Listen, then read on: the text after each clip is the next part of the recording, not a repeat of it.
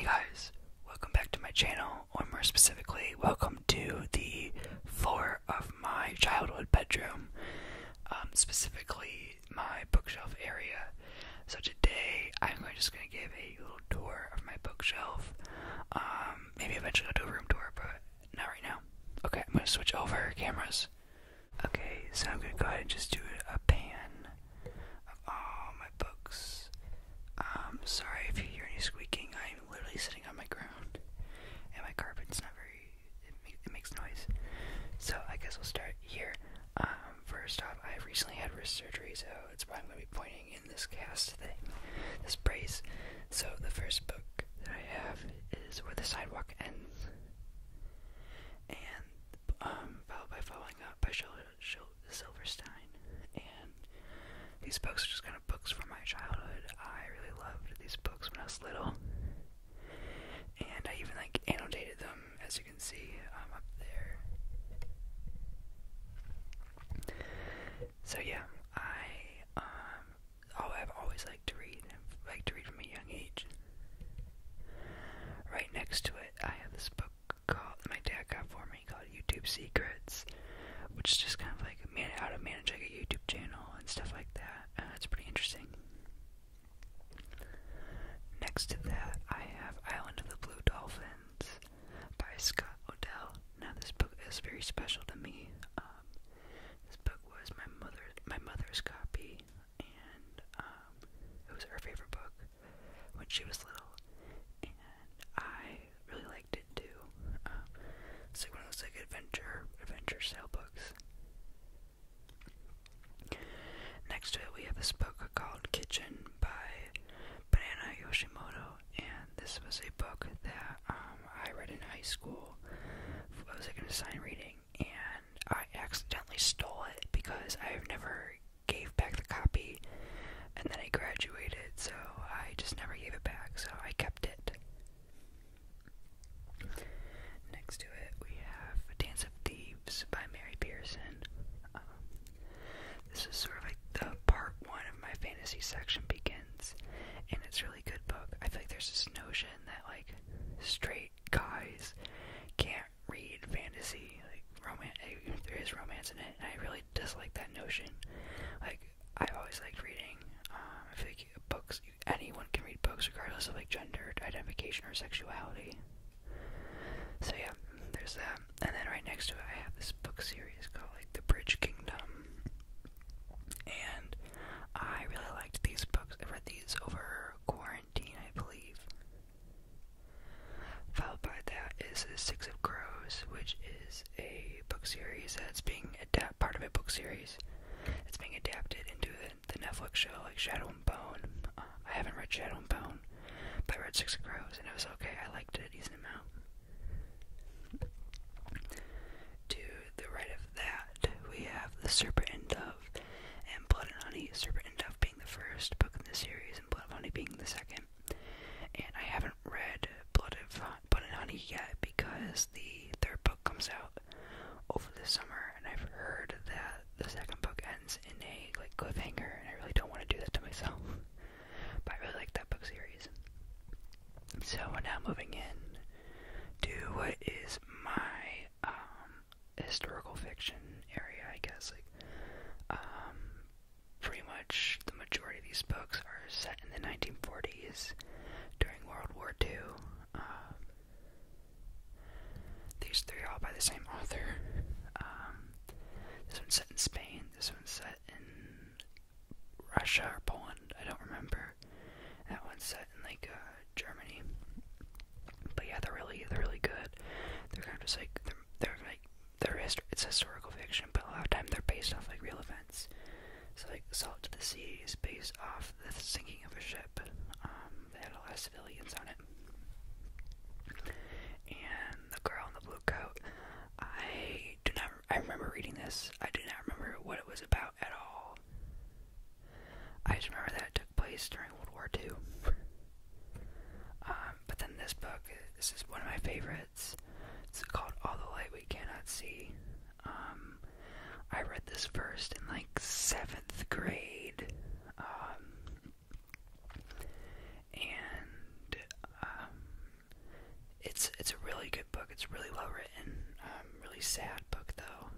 was really good. And then right next to it we have, of course, The Book Thief, which is another book I read in middle school, and I really liked it. We are now moving into my political science section, as I am what is essentially a political science major. So we have Fascism A Warning by Madeleine Albright. She's a former Secretary of State. And for those of you who don't know, there was a brief moment where I considered possibly going into working for the State Department. So I thought it'd be interesting just to read up on what former Secretaries of State had to say. Followed by the A People's History of the United States. My Theory of Knowledge teacher, yes, that was a class I had taken in high school. He got me this book, and I've only read a couple parts of it. I haven't finished it yet. As you'll notice, I have bookmarks, because I'll start them and I'll forget to finish them.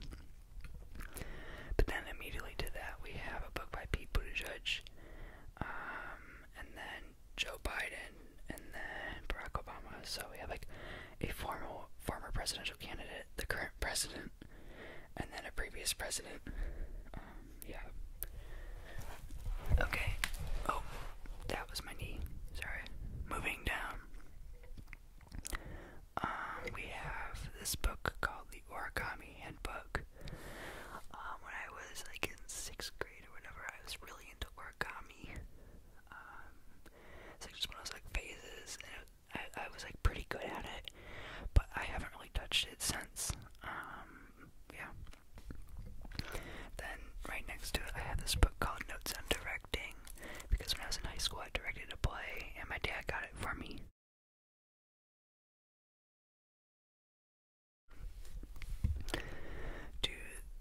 Right next to that, there's this really thin book. This is actually a copy of the play that I directed. And then next to that, this is sort of my more thriller section, mystery thriller section. I have this book called Hide With Me. I really don't remember what it was about. I just remember that I liked it. And then I was on Vesper Sands. This is a murder mystery one. Final Cut, that's another murder mystery thriller. I haven't read this one yet. Murder at the Mina House. I started this one. It's another murder mystery. Conspiracies Uncovered. It was this conspiracies book, which kind of gave me the idea to start making maybe conspiracy videos on my channel. And then True Crime, because I find true crime really interesting, and sort of segueing into that. This book called Stalking Jack the Ripper. I think I read this sophomore year of high school or something like that.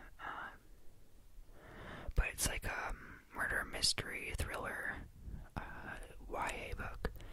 And then moving into is my second section of fantasy. A decent amount of these I have not finished reading, or I started and then I put them down and I started a different book instead. So first off is Fury Born. A lot of these books I see on the book side of TikTok called Book Talk, and so I'll pick them up. There's a sale. Sometimes I'll even download them digitally. There's this really great website called Z Library, where you can download a lot of them for free. But yeah, there's this book called Fury Born. I started it, and I'm barely into it. Again, I'll read it eventually, just not quite yet. And then right next to me, we have From Blood and Ash. This was a book that I did see on TikTok that I heard was good, and so I started reading it. And then I looked up I had to find something out for the author, so I looked it up online.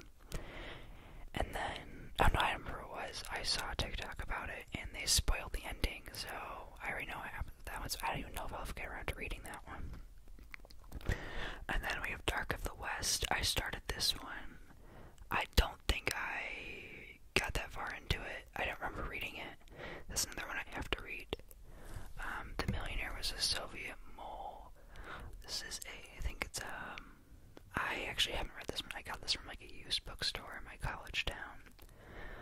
So I really haven't read it yet, because I bought a bunch of books when I was in that college town from like this used bookstore, and I just never really got around to reading them, just because I really underestimated the amount of time I would have available. Or overestimated the amount of time I would have available, because I got really busy with schoolwork. Then we have Ordinary Grace by William Kent Kruger. I read this book in like 6th or 7th grade. This one was it was like one of those like books about like self-discovery, sort of, with coming of age. It was a coming of age book. It was actually pretty sad, but pretty good. Next is The Da Vinci Code by Dan Brown. I didn't realize this at the time, but this is actually like the abridged version meant for like young adults instead of like the actual one. So I read the young adult version instead of like the actual one, but it's pretty similar, I guess. Yeah, honestly, I think I was kind of disappointed by it. I think I was hoping for more, and I was sorely disappointed. Next is this book called like River Glorious. This is set in the there's like a bit of fuzz here. Sorry, this is for my cat. Sorry. It's set in like during the gold rush, in like the 1800s, in like the west side of the country. And this is, I think, the second or third book. I think this is the third book in the series, because I read the first two digitally. I got this one for like Christmas. Next is The Field Guide to the North American Teenager. I have not read this. My parents got it for me, and I just never got around to reading it just yet. Let me make sure you guys can see, sorry. I changed around my setup a bit. Next is An Ember in the Ashes. I know a lot of my friends that like to read, they really enjoyed this book, but I thought it was okay. Actually, I take that back. I liked the first book. The second book was not good. I did not like the second book. I thought it was boring. So I kind of like never really finished the series. One of us is like, this should actually be over by like the true crime, murder mystery thriller one, actually. This is like one of those like classic, like, I think this is described as like Breakfast Club meets murder mystery. I actually really like this one. It's a bit of like more of a young adult novel than an actual like adult novel. But yeah, I haven't read this one every day. I think this is the one that was turned into the movie, right? Yeah, I never picked that one up. Same with The Magicians, another TV adaptation. Both these I got from my parents. And I'm planning on reading them eventually. I just been busy, and there have been other books I wanted to read first. This book is called The Hired Girl. I read this on the plane to Germany, and then I tried to read it on the plane in Germany, and I ended up reading it in my hotel room in Germany when I visited for school. Yeah, it was pretty good. I really don't remember the plot though. I just remember I liked it. It was like another one of those like coming of age novels. And then Little Fires Everywhere. I really need to start reading this one. Because I think Hulu adapted it into like a television series, but I haven't gotten around to reading it just yet. But I will. It's next on my read list. So, if we move down a little bit more, this is like more of my childhood book section. It's like books I honestly have not read, and they look kind of dusty in this lighting, so I'm really hoping the camera does not pick up how dusty they are. But I have The Absolutely True Diary of a Part-Time Indian. I do not remember what happened in that book. It was a while ago. And then Winter Kill. This was like a dystopian, not really dystopian, but like one of those like fantasy books. I read it in like 8th grade.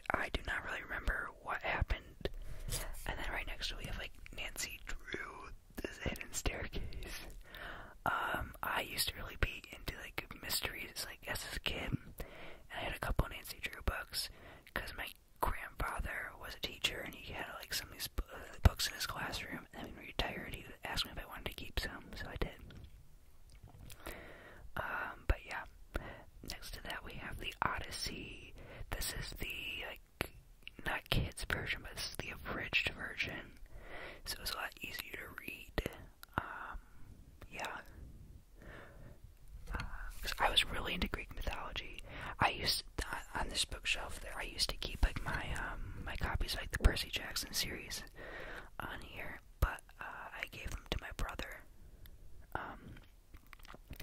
Next to that, Journey to the Center of the Earth by Jules Verne. I remember I read that when I was little, and I did not remember what happened. Next to it is this book called like 90 Nightmares. It's from this bigger book series called Bunnicula, which is about this like vampire rabbit. And I read this book back when I was in like first or second grade. Honestly, I need to take it off my shelf. I reorganized all my other shelves the other day, but I forgot to work on this section. The rest of like my books are just kind of like in various piles around my room. And then next to that we have Shadow on the Mountain. This is another book I had to read in middle school. I don't remember what this was about at all. Honestly, another book I should get rid of. And then we have like my Harry Potter collection. I was a really big Harry Potter fan, and which is why it's really disappointing to hear and see that J.K. Rowling has recently said a lot of things that are really harmful and upsetting to a lot of people, and I really disagree with her on a lot of issues. But you know, I think like Harry Potter was like my first like book series that I read like through. I think I read it in like first or second grade when I started, and I finished the final book in like 3 days. Yeah, I remember I read this one in 3 days, and this one took me the longest, I think 5. But yeah, I would like whip through the Harry Potter books. And then right next we have like The Cursed Child, which is like the play, the Harry Potter play. I never saw it, and when I read the script, I don't know, I felt like it was okay. I personally wasn't a huge fan. I know a lot of people were not fans of it either. And next we have like the screenplay of the Fantastic Beasts book, Fantastic Beasts and Where to Find Them. It's like the screenplay for it, and I know a lot of people did not like the movie series. I actually really like it because I like that it's like Harry Potter stuff, but set in America, set in the U.S.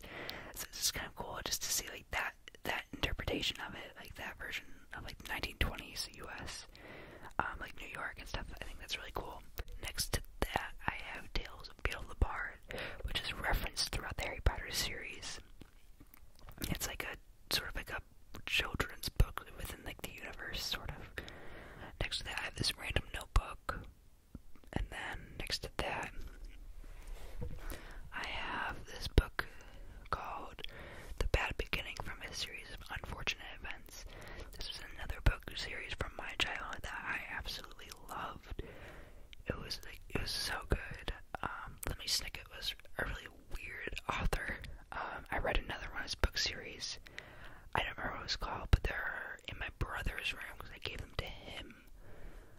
But yeah.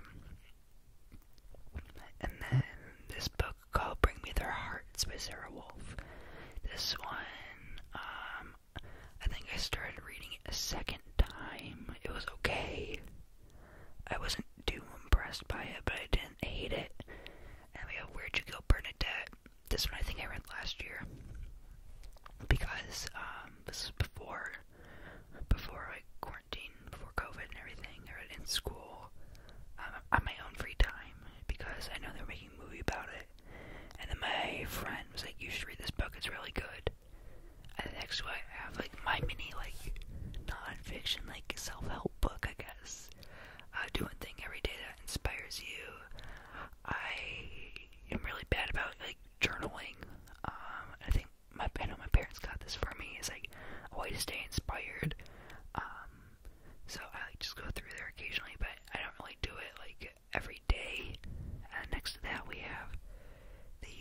roommate, which is like a guide to college, things that, like, experiences I might have, but they kind of do it in like a funny way. But yeah, so yeah, that's my bookshelf.